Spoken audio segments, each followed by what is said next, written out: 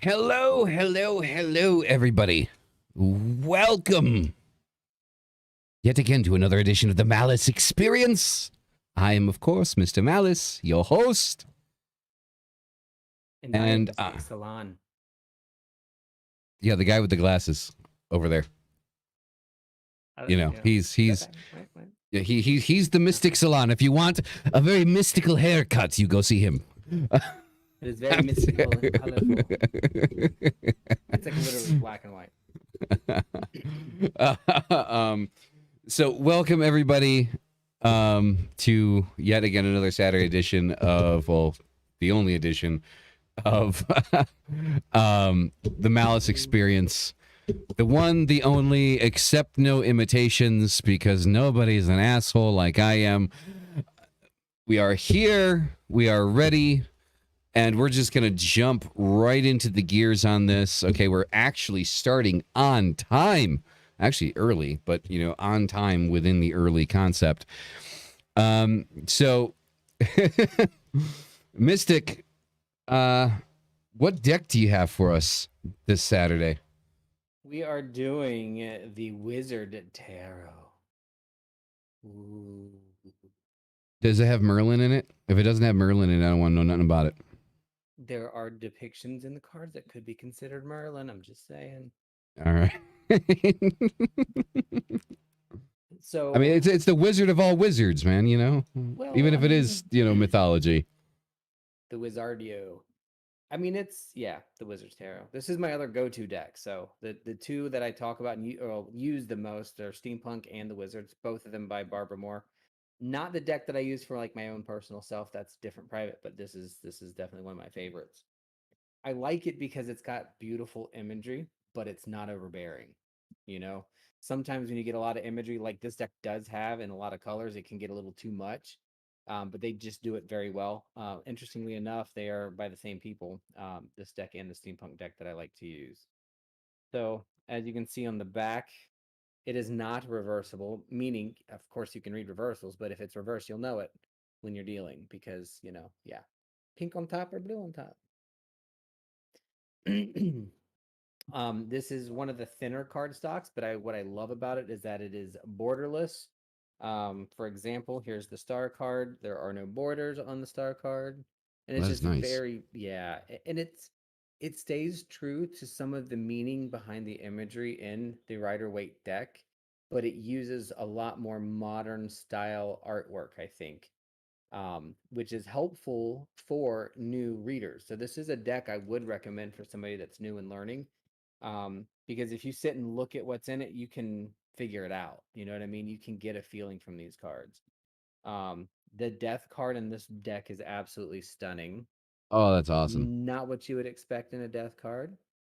Um, but it gives you that extra meaning of not just skull and crossbones. It gives you that meaning of death as a, well, dance with death, but of a potential of something that's changing. Because as you can see, those angel wings kind of remind you of what would lead you to a phoenix situation, right? So we're Right. rising above the ashes in that. So very beautiful. Let me pull just a couple of I mean, like, I mean, either that or burning in hell, one of the two. well, depends on how you look at it, but true. I don't think you can have any misunderstanding of the Ten of Swords with this card. I had some bad business deals, like Bad straight business up. deals, stabbed in the back. The person you're working with ditched you. You didn't make it to your goal. You're done. Flat over. Finish. Um, what else do we got? That's a really good card.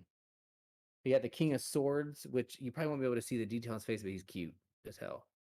But yeah, for a cartoon, that is. When was everyone cartoons Yeah. recently? Yeah, I don't know. There's just that they're cartoony kind of drawings. Ten of Pinnacles.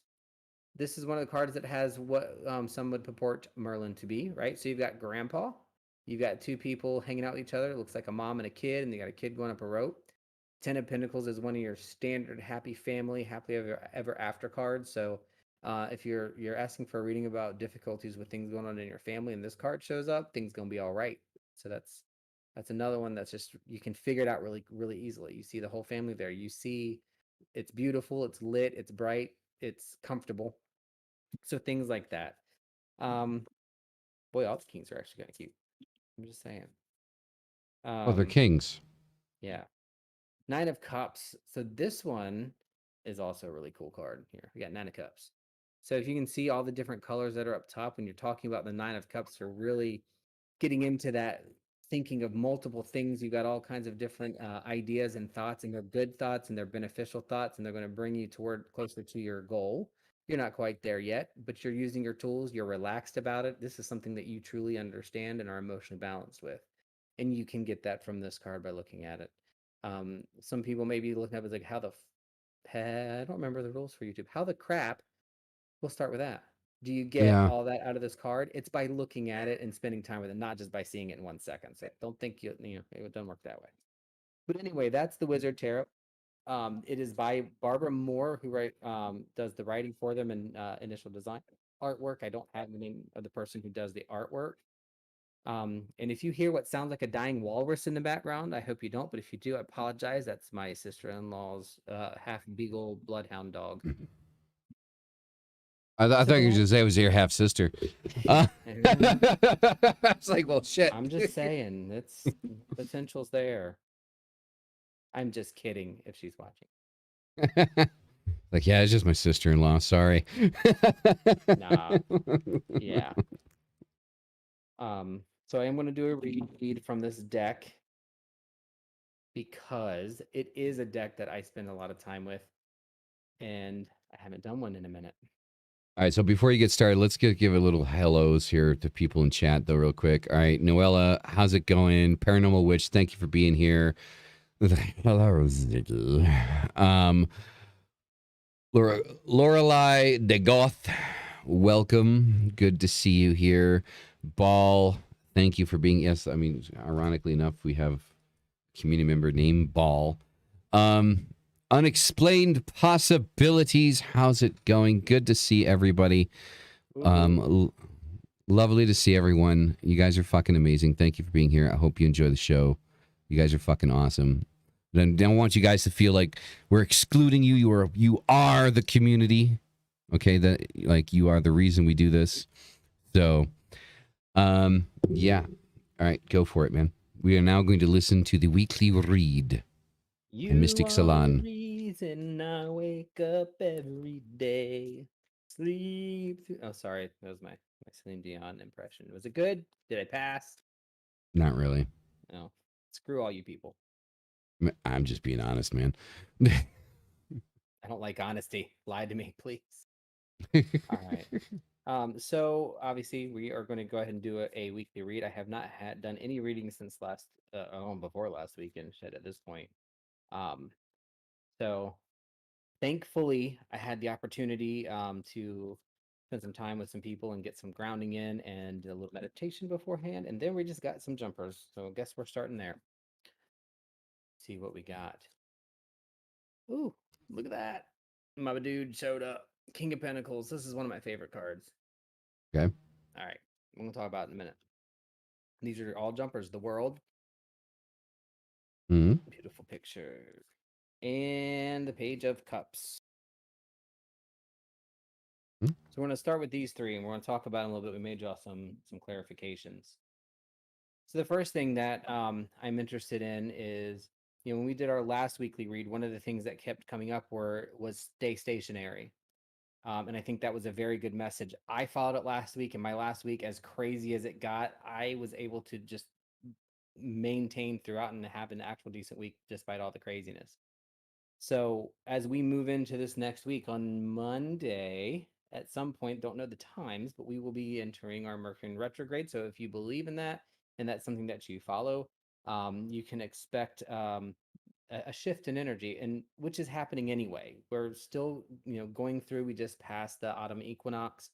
We're going into the time of the year when things start slowing down, supposedly. So now let's see, what do the cards say to do and to think about over the next week of what energies we have. And we have our King of Pentacles first.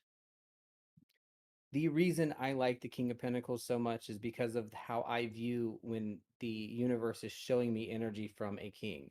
It is not from a hierarchy standpoint. So this King of Pentacles does not mean this is the top of the pentacles or the top person of the earth. It just means that this is the person that has reached wisdom. The queen and the king are equals to me. Um, but the king represents the organization of that energy, and the queen represents the understanding and emotion of that energy. So this is going to be another week where hopefully, despite our friendly or unfriendly Mercury in retrograde, this is going to be a week where the energy continues to be bound to things that are tangible to us. And what that means, or in other words, if you are looking to, you know, clean, feel better at home or better at work, you're going to want to pay attention to those things that are around you. Your car's dirty, you need to clean it. If your house is dirty, you need to work on cleaning and organizing. If you can't find stuff, you need to organize. If you're having difficulty at work, you need to clean your cubicle. You need to make your space and the things that are around you even, calm, and organized. So this is the week to do it. This is, well, fall cleaning might be something you need to be doing right now, but we need to unclutter things, and we need to listen to the earth and to the pentacles and say, let's separate ourselves from all these earthly things that are around us and really focus on making our space somewhere livable. Yes, retrograde is going to be fun. The second card that kind of augments our King of Pentacles, which is already a really good sign, this again, energy of this next week is physical. It's going to be really supportive to you having the energy of making your space a livable and a workable space. Because if you're in a bunch of dishevelment, you're going to continue to be in a bunch of dishevelment. But the world is telling you it is the right time to do this.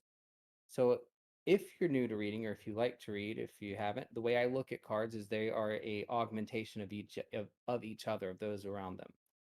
So the world is augmenting the King of Pentacles energy to say, hey, this is the utmost top point of this energy this year. So this next week or so, it truly is the time to do it. Our third card, the Page of Cups. Pages generally represent something that's new but understanding. So that means somebody that maybe think of it like somebody who's a pro or an expert in their area, but they're starting a new job, right? So the energy from the Page of Cups is talking about that emotional part of, am I comfortable? Am I not? Is this working? Is it not? How is all of this coming together? So you really have to look at kind of the difference between what you've been doing up to this point and why it may or may not be working. So the energy really is still earth energy, even though we're talking about a cups card. Again, we're augmenting those other energies that are coming through from the universe. We already know that the world's telling us, world is a yes card for me in most situations. It does represent the fulfillment of something, but we're not talking about big processes. We're talking about a week. So, what things can you do in a week that are going to allow you to maintain your space, reorganize it, change the pictures in your office, um, paint a wall in your house, do something in your physical environment that makes it so that it's more conducive to you for the things that you want out of it and that you need for it? What that's going to do for you is allow you to have a more fulfilling forward movement, and it's going to allow the Page of Cups to get started on making things a little bit more emotionally and comfortable for you. That is my read for this week. Goes along with a lot of the things as we go into that Mercury retrograde again. That usually means a time of craziness, energy, and all kinds of chaos, but it doesn't have to be. You can manage those things. So Merry Christmas, Happy New Year's, Happy Hanukkah, Happy Kwanzaa. Did I miss anybody? um, probably, but I guess it's okay. I mean, you can just say happy whatever the fuck to whoever the fuck ever Merry else, Christmas, Hanukkah, Kwanzaa, Halloween, Samhain. There you go. Damn. Uh, It wasn't bad. I did pretty good there. yeah, I think that covered like pretty much all the bases. So I think I kind of want to expand on that read a little bit though. Like, so you're talking about kind of like, you know, kind of making your space kind of more conducive to Yes. like, you know, what it is that you're doing or what it is that you need. What if you're changing spaces? Well, it's How do you pretty think that much would apply? it's pretty much the same thing. If you are changing spaces, let's say this is, and it applying it to different perspectives. Let's say it's changing spaces for you're moving, or you're making a bedroom into an office. You really have to look at those things that are around you. You know what I mean? But when I say that, like, it can be pretty generic. I'm talking in this case about literally like what's next to you. Like right now, I'm looking at a pretty messy desk. It's been that way for quite a while. I'm not a messy person, but I am going to spend time tomorrow reorganizing this entire desk and freeing up some space so that I can see better and so that I have less things in my line of sight when I'm trying to do school work or working for my job from home, which I do once in a while. So it's thinking about this space and the things that are around you that you need to do. So if you're going, one thing that I would recommend, or I always recommend, if somebody's going into a new space, permanent or temporary, it's always a good idea, and it's going to depend too. So if you're going into new space, like completely brand new, are you taking your old stuff or not to that new space? If you do, don't set it up the exact same way that it was before, because it's not going to work. It's a change moment for you to really see what do you need in your immediate area to access. And if you don't need it, if you have to get your ass up to go to another room to get it, then do it, right? You need to limit. um, Earth energy tends to be very overbearing. It is a collection energy, meaning it likes to gather things, right? Things. It's all about things with the earth. Money, the finances, it's things. So the the coupling of the King of Pentacles and the Page of Cups is where you get the idea that yes, it's about the space, but the page is saying not everything. You need to shuffle it out, to clean it out, and make it usable. It doesn't have to be pristine. Um, when I move all this stuff from my desk tomorrow, my plan is I'm going to take everything on my desk.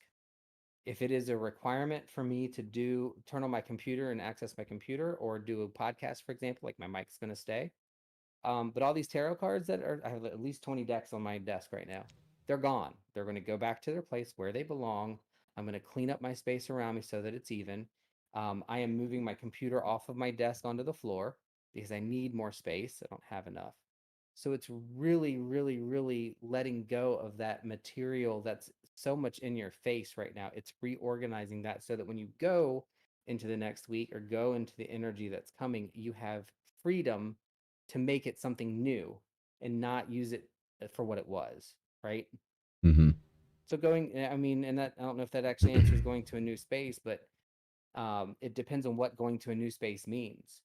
You know, Right. if you're like somebody who's moving across the country, depends on why you're doing it. If you're moving across the country because you found a better place, go on for it. If you're moving across the country because you need change, don't take all your shit with you. Get new shit.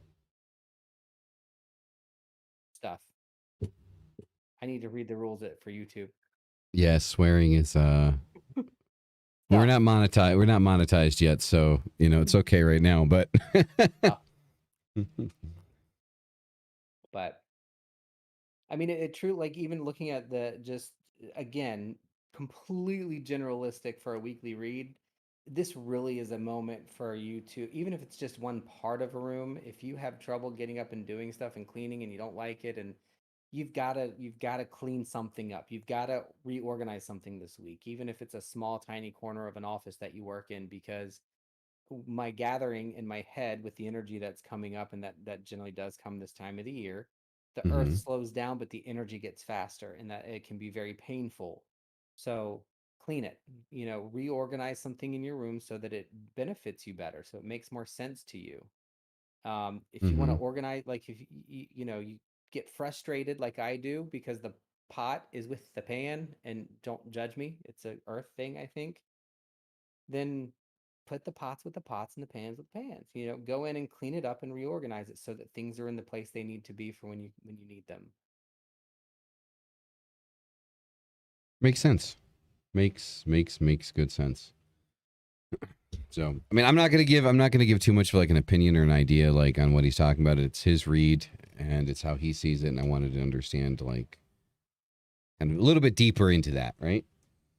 So, definitely. So, with the topic that we have for this week, okay, um, I think it's kind of interesting. I think it's kind of like a multi-layered kind of topic. And I think Mystic. I think once Like again cake. I'm gonna exactly just like cake. Does anybody have any cake? I want some cakes. I want some cheesecake. Can I get some cheesecake? How about some pumpkin cheesecake? Oh, dude, I would fucking kill for a pumpkin pie right about now, or an Mm. apple pie. Fuck that, an apple pie would be nice. Any type of pie. Somebody give me some pie. Uh, Get your own damn pie. so, basically, what we're gonna kind of like get into here once again. I think Mystic, you're gonna start us off here Okay. because I think you have a better grasp on what it is that we're gonna be kind of talking about. So, what do you got for us? So obviously, I have a good feeling that this is going to digress into something else, which is what I love about starting on these topics. Because it really does get into, things that you don't necessarily expect, which is where you learn the most when you're in a place Mm-hmm. that you're not the most familiar. Yep. So there's a couple of things like that have been cut out to me. So I don't talk about it too much, but I am highly interested in metaphysical work and metaphysical science. That's something I really pay attention to. Um, Read a lot and think a lot about. So there's something that I come across today that talked about beliefs, and then a couple of other things that go along with it. So I think I'll just hit a couple of high notes that were interesting. Would love to see what you guys think, or if anybody has a comment to share, please pop it in there so we can talk about it, because belief is really something that I think we understand and misunderstand 100% all the time at the same time, because we have them, and then do they, what really are they? And what I'm kind of going to is a comment that I read, or a statement that I read, that I actually can very much understand, and that is that belief is arguably the most powerful and potent force in human behavior. Hmm.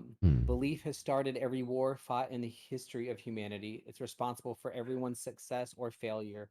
Belief killed many witches at one time.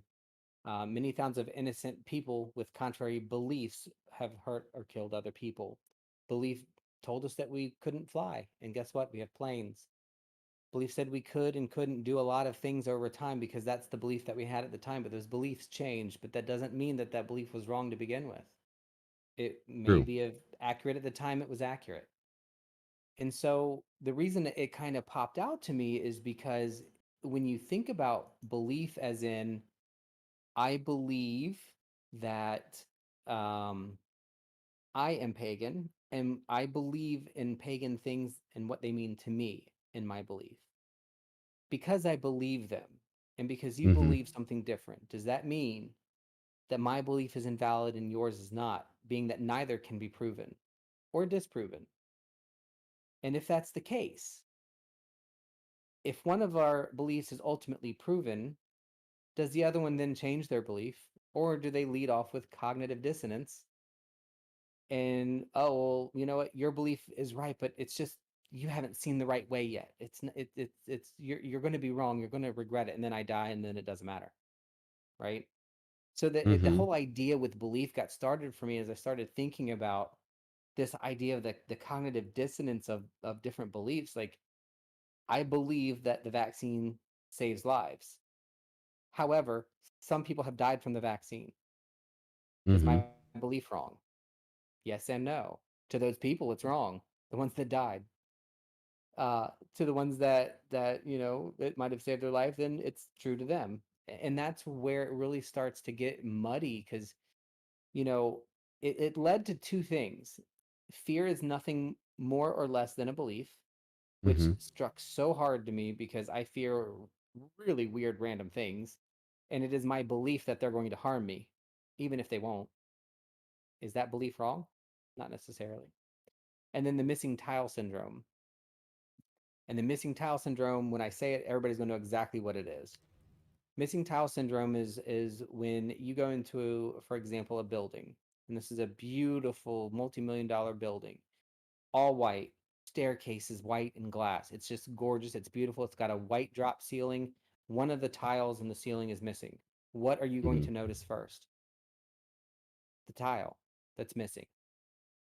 True. People apply that to themselves, and they start looking at the one thing that they think they're missing instead of all of the things that are beautiful and already in place and put there for them and that are correct and are right. Is that a bad belief? Is there even really such a thing as a bad belief? Like, I believe I'm a werewolf. Is that belief wrong? Can you prove it? No. Can I prove it? Yes. Can we use logic and say that I'm probably not? Yeah, probably, but does that make it true or not? It does not. And it's just like it's a never-ending, unanswerable question, except for in my and this will be my I think my thesis statement. Mm-hmm. It comes down to beliefs that cannot be proven or disproven, but we have enough logical evidence to say that they probably are or probably not true, does not make them true or false. Because we have to constantly consider the potential that something down the line may be able to prove it or disprove it.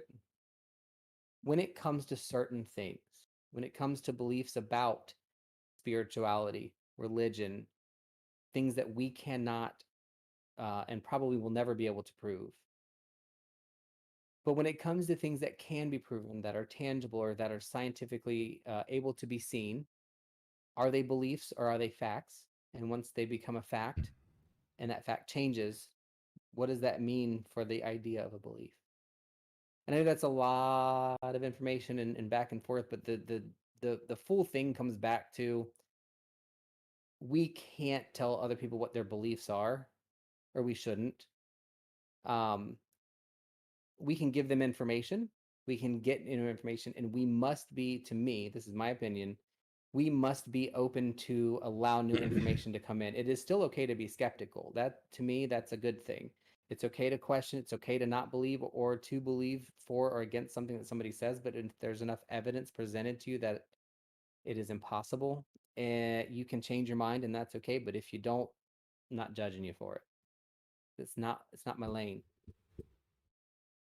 And there is going to be a million disagreements with a lot of those statements, because I also disagree with just about everything I said in certain situations. So it really depends on whether it's spirituality or science. You know what I mean? So there's a lot more to it because beliefs are so wide.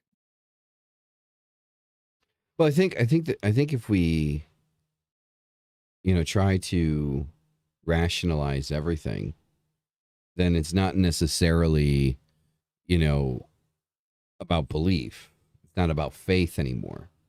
It's about what can be proven. And I mean, you can argue that that in and of itself is, belief, right? Just believing in what it is that can be seen, what it can be proven. But it is definitely like a catch-22 because there are situations where it's like, so I'll put it this way. If somebody wants to come up to me and say, hey, dude, I'm a dog. It's like, all right. I mean, you look pretty fucking human to me, but you want to be a dog, all the power fucking to you. Like my idea and shit, like when it comes to belief, is that it's not my place to sit there and tell you what's true and what isn't true for you. If it's not affecting me, like if you say you're a dog and you start pissing on my shit, because you're trying to mark your territory, then we've got a problem, right?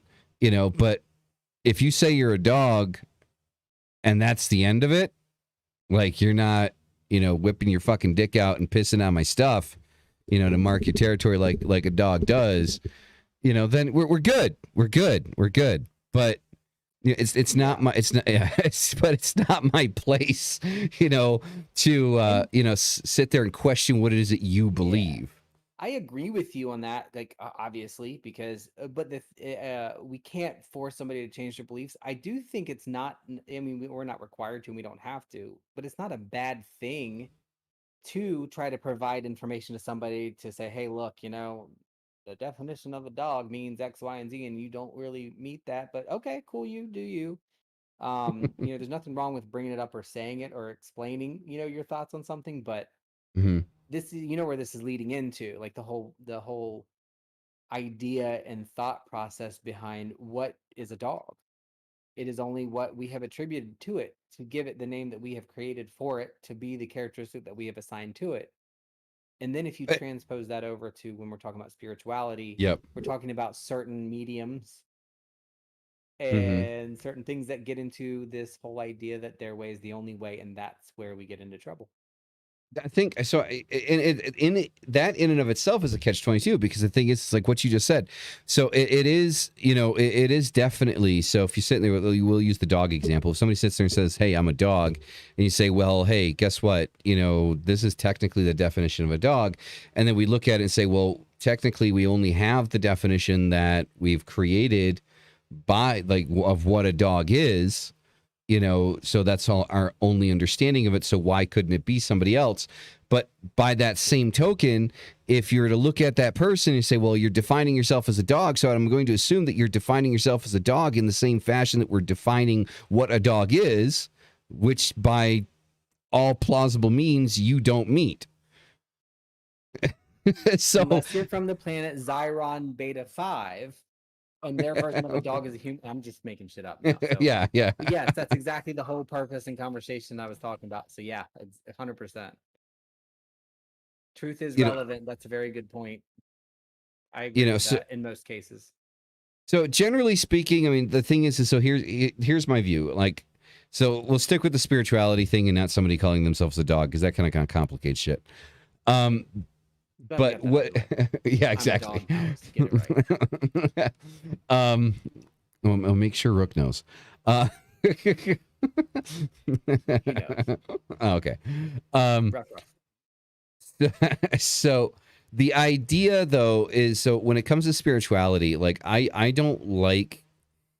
So let's say, for example, my reactions. Because a lot of people will sit here and say the statement that I'm about to make is completely untrue because I make reactions that go against other people's beliefs. Now, here's the thing with this. Now, we're all entitled to our opinions. We're all entitled to our own ideas. We're all entitled to the right to express those ideas and those opinions. Everybody that I react to, I'm not saying that they don't have the right to sit there and express the opinion and idea that they have about other people. Okay? I'm merely interjecting a different perspective of how I view the people that they're talking about, because I'm one of the people that they're talking about, and how I believe that those comments and that misinformation about how it is that we believe and worship and the things that we do can potentially become dangerous to us. Right. So that is my interjection. Now, my interjection isn't to sit there and say that, hey, you are, a fucking piece of shit and completely fucking wrong. There are cases that have exist throughout history that show that, people that believe things that are similar to what I believe, not the same, but similar to, have done some pretty nefarious and fucked up shit. Okay. There are groups out there, and thank you, Unexplained, for showing this to me. I can't remember the name of the group, but Unexplained Possibilities did present this to me. But there are groups out there of the past and, current that, again, are into some nefarious and fucked up shit. And, we're talking human sacrifice. We're talking animal sacrifice. We're talking bloodletting, blood magic, all of the fucked up shit that, everybody's talking about. But we are talking about a minority in the group of the minorities. Because at the end of the day, being pagans, we are still minorities. We are a minority religious or spiritual collective, okay, is what we are. We are not the primary, okay? We haven't been for a very long time. Yeah, go for it, Unexplained. Drop the name so people can look it up. So that way people know that I'm not bullshitting.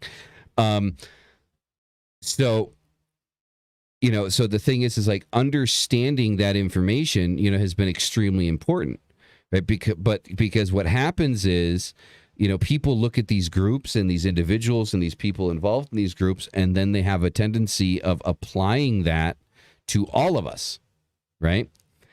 And so when I make a reaction, the reaction that I make, is to simply say, that isn't everybody. That's not everyone. Okay, not everyone does that. Not everyone is into that shit. I won't even do a curse. All right? When I sit here and say that I'm a Satanist or that I'm the left-hand path is infamous for openly, saying that it's okay to curse people. I won't curse people. I will not perform a curse. I will reverse a curse onto somebody else. If somebody tries to curse me, I'll reverse that shit back onto them. I have no problem with that because that's just sending their energy back to them. But I'm not going to take my own energy and push it out there and perform a curse. I won't do it. I refuse to. Okay. But that's just me. That's not to say that somebody that does perform curses is necessarily bad. Right? Okay. That's not necessarily, true. Because again, as we've discussed before, it's about, intention and perspective. If you perform a curse on somebody in the sense of a binding, right, which is still a curse, it's a hex. If you bind someone, you're hexing them. You can do it for good reasons. You can do it for bad reasons. Like, don't sit here and think that just because you're doing a binding, it's a good thing. That's your perspective, right? I'm sure that the other person that you are binding doesn't appreciate you binding them. But anyway, the point of the matter is that we can, perform that binding to protect ourselves or protect other people and, things like that, or protect people from themselves. But performing a binding ritual, it's a curse. You're cursing. You're telling somebody that they can't do something. Right? So I won't do those. I don't do those. There's other ways of dealing with things. Now, is that the most direct way of doing it? Yes. Yes, it is. That is the most direct way of doing it. But there are other ways of working with the universe, working with nature, working with everything around you to get the work done without actually directly attacking or putting something onto somebody else. Much like a sour jar, for example. A sour jar is a perfect example of a curse. It's a curse. For whether or not you have good reasons or bad reasons. Now, the problem here is that we've associated the word curse with something negative, right? And a curse isn't either negative or positive. It just is. It's the intention which determines whether or not it is a good thing or a bad thing, right? So, it's just kind of like, one of those kind of things. So when we talk about belief and what people believe in after that long-winded tangent about curses, just because somebody does something or believes something doesn't necessarily give you the authority, right, or introspect to say whether or not they are right or wrong. You are entitled to your beliefs. You're entitled to your ideas. And if somebody is doing something that you disagree with, don't associate with them. Because it's kind of like, the person hanging out in front of the mall with those little pamphlets with people hanging out petting lions and shit, trying to tell you about God's kingdom, right? And like the moment you walk in the mall, it's like, have you been saved? It's the same thing. I don't appreciate it. I know the mystic doesn't appreciate it.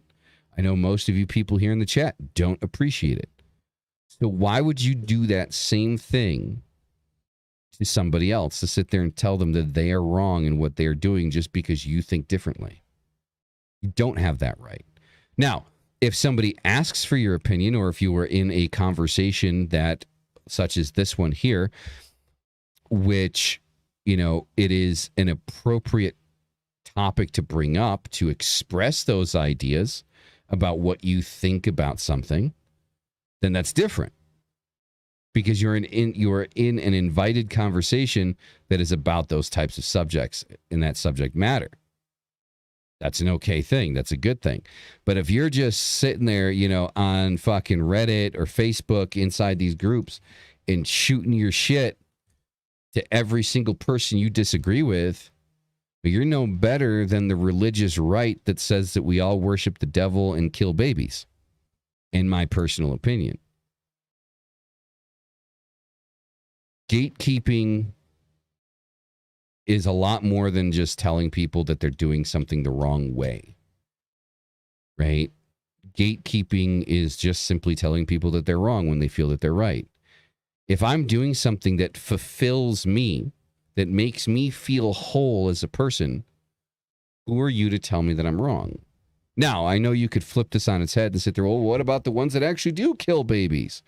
Well, there are certain lines that as a society we have agreed that we don't cross. And, those are one of those particular lines. Murder is just generally speaking, a bad thing. Are there exceptions to every rule? I mean, for lack of a better term, of course there's always an exception. We've gone over these before. We've talked about the person breaking into your house and you shooting them in the head because they broke into your house, right? You know, we've talked about these situations. Now, we know that the action of murder is inherently bad, but depending on the intention, situation, circumstance, legally speaking, at the very least, it can be viewed as self-defense. Okay, so are there exceptions? Yes, but killing a baby, no excuse. Unless There's they no have an AK-47 pointed at your face, which would be exactly, unless it's like a 6-month-old that has an AK-47 pointed at your face, you know, then you might be justified. But I don't know about you guys, but I don't remember the last time I've seen an infant with any type of weapon pointed at my face, other than a dirty diaper. Which, trust me, if you've never had kids, a dirty diaper can be a weapon. It is a fucking weapon.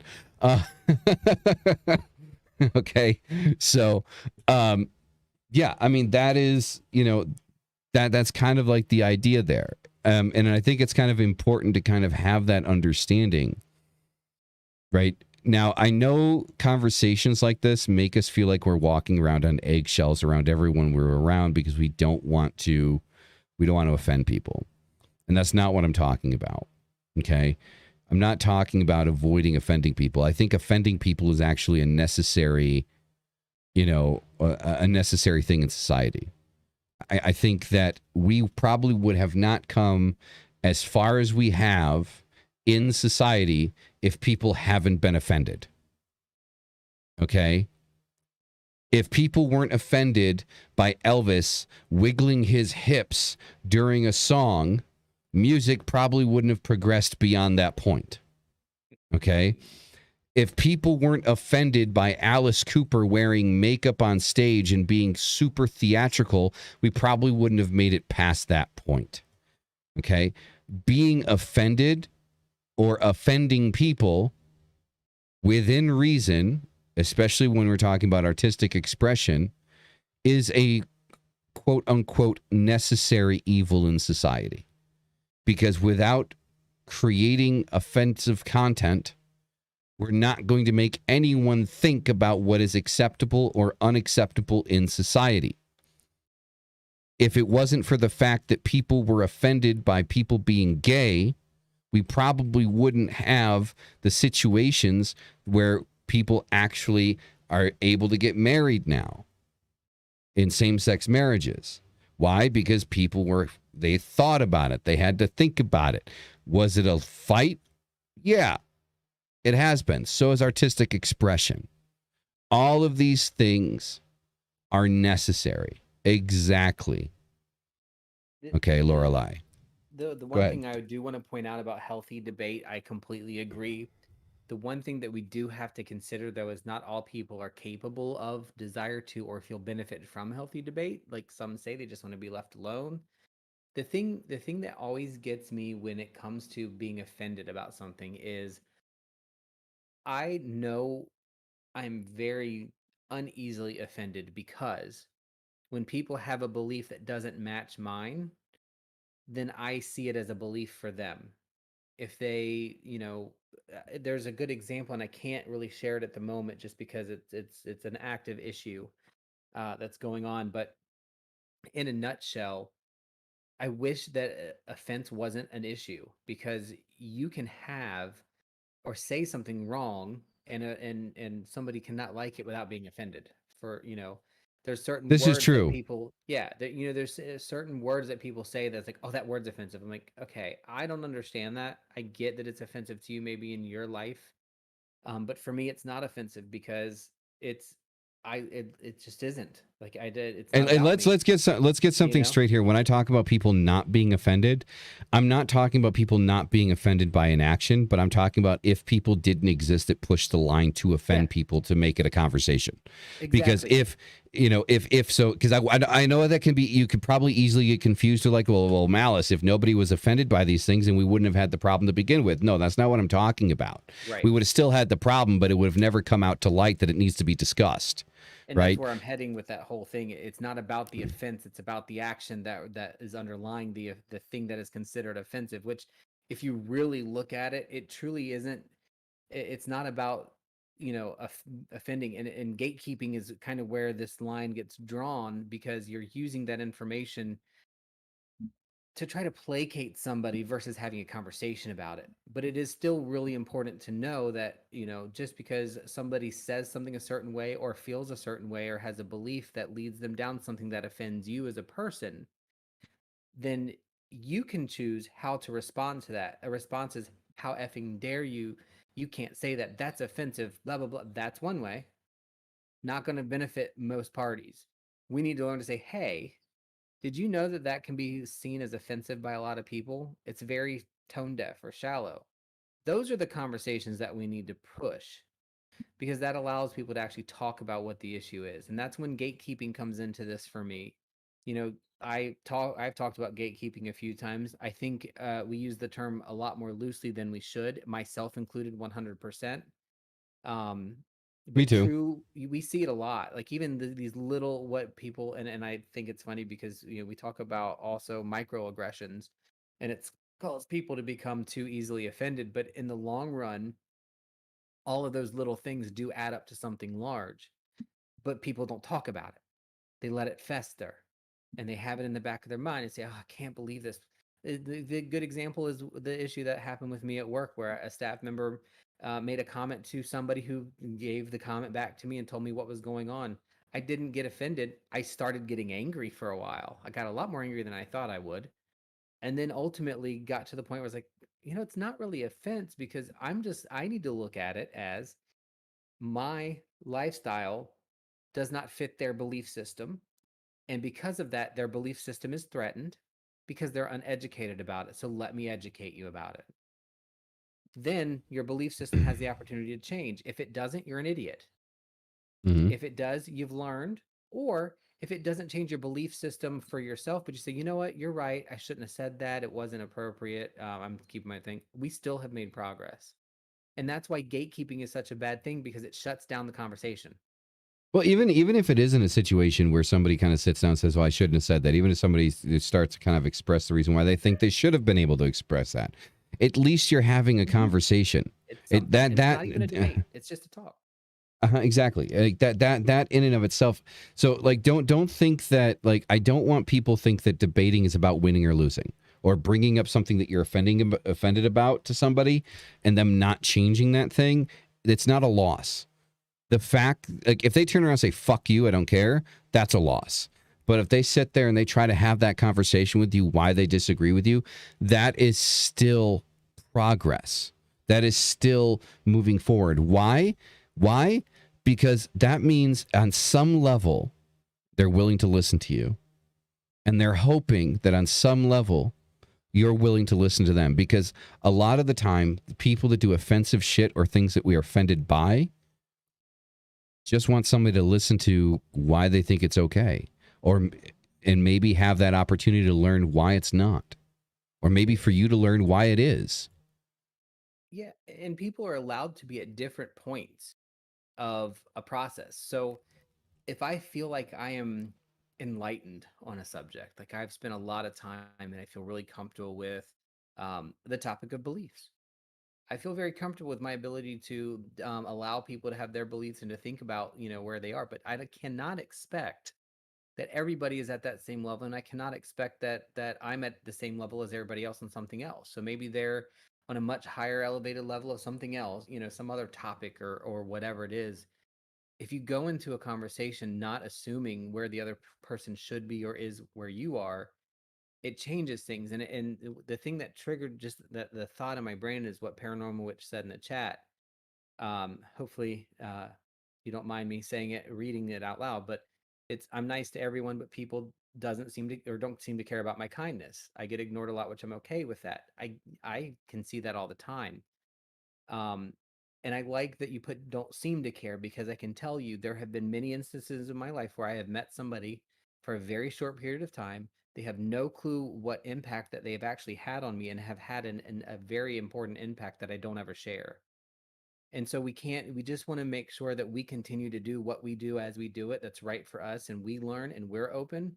But at the same time, let other people also have that openness. Now, if there's lines, right? When those lines step to a place where it's, well, I did this happened to me, I'm right, you're wrong, and how dare you, and you're terrible, and it can cause problems. And that's one of the things that, again, gatekeeping can do for us. You know, it really, I mean, I have examples all over the place. I was at work this week, and my boss's bosses bought like the top of our food chain, who I love to death, especially if she's watching. Um, Not that she Especially. would, but especially if she's watching. But I really do. She's amazing. It really sees me as a very quiet, timid person. I think people at work, everybody else knows that I am not. I do have a very ingrained behavior from my family, who was all very involved with police and what do you call it, people of authority. So I was taught very young in my whole life that when somebody of authority is around, you let them speak. And I do that at work. I let my boss speak. I don't interject. I don't interrupt. I let them talk. I listen. I learn. And in doing so, that person who talks a lot, and again, I love you, um, talks so much and gets to the idea of that I'm quiet. And I am absolutely not even a little quiet at work. But when she's around, I am. Not because I don't know or because I'm afraid, because that sometimes comes up too. People think I'm afraid to speak up. It's simply because I defer. And it's just a Hmm. personality trait that I have. It's something that I've learned. And it frustrates me that people have that perception of me, but then you learn it doesn't really matter. You do you work your process out, just be open. And when you enter a conversation with somebody and their belief system is different than yours, let their belief system be different, share yours, have the discussion. Don't try to force a behavior change. Somebody else mentioned that you can't change somebody else's behavior. It doesn't work, no matter how hard you try. You can emulate behavior, you can display behavior, and you can act in a way that other people can see and say, you know what, I like how they act. I'm going to start acting that way as well, You're because they back. get good relationship or good benefit from it. So those things are really important, I think, when we talk about belief systems and how we express our spirituality. Um, it's just really interesting to me, because it's just I've never heard anybody say that I was quiet. I've never been quiet. I don't even know if Malice is still listening, but even funny with Malice. Malice, when we first started podcasts back in the beginning, he would constantly tell me, "Look, you can interrupt me. You can interrupt me." I still have a really hard time interrupting. It's just not what I do. And somebody, you know, making a judgment on me because that is something I will not do, gives them a wrong impression of who I am and what my belief system is.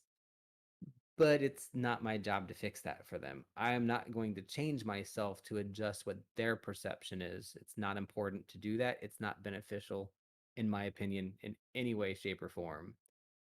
Um, Eve, funny you should say that. I love that is a really good comment, and it goes along with this perfectly. I have the exact same habit. I am a full-on earth sign, but I have that same habit of assuming people know what I do. It's actually got a name.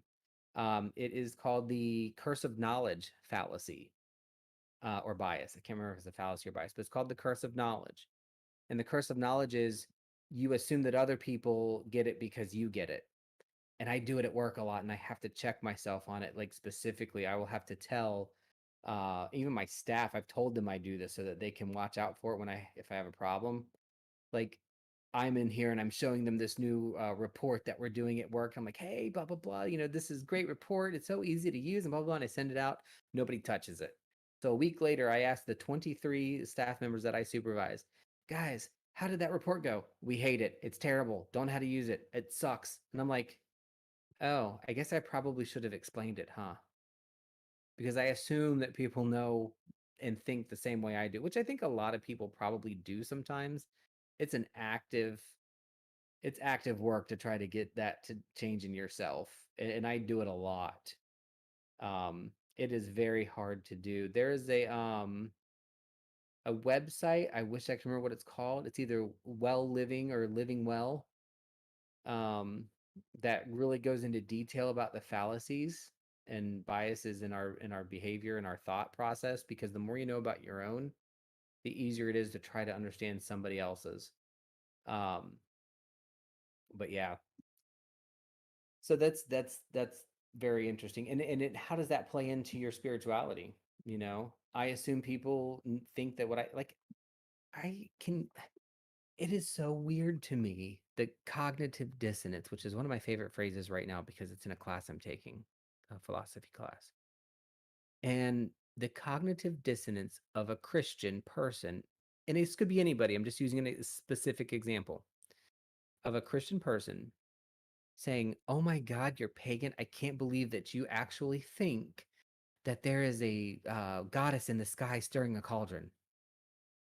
Um, your person sent his son who didn't exist but was born um, from a virgin down to die on a cross to be risen from. Okay, what is so hard to believe about my cauldron stirring Caradwin when you have your Moses parting the sea and your, zombie Jesus? I mean, seriously, and you're still muted, by the way. Yeah, I know I am. Um, but it drives me absolutely nuts. It's crazy. And Ball, you're right. It is something I actively do.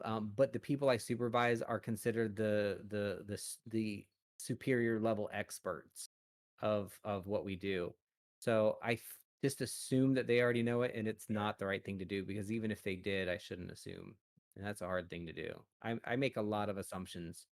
That's been a thing I've worked on for a long time. It bitten me in the ass a lot, but it bit me in the butt a lot. I'll get there one day. Yeah, it's interesting. But but yeah, so if, like, from a full-on spiritual aspect of stuff, I try really hard not to gatekeep, because I think people and just believe in something and don't ridicule or pull down somebody else's beliefs. If your belief system allows you to go under somebody else's and try to undermine them or wish harm to them, then there's something wrong. Hmm. You know what I mean? There's something wrong. It's who would want to be a part of that? If my belief system involves me going in and all of these things happening to me negatively, then I'm doing something wrong. I don't want to go into detail because I don't want to get us on a roll of talking about certain things, but Yeah. just it makes no sense to me. You know what I mean? It just Hmm. drives me nuts.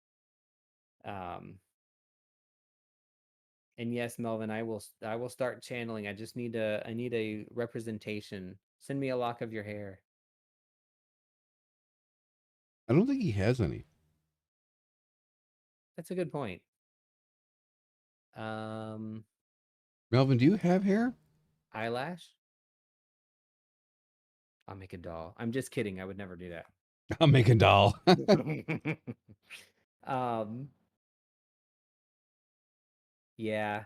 I just in a small nutshell, I manage a bunch of expert level nurses, and they are so incredibly smart in ways that I will never be. And I've learned over the last couple of years to stop trying to make them me and let them be more them. And I have seriously benefited from doing that. Exactly. Seriously benefited.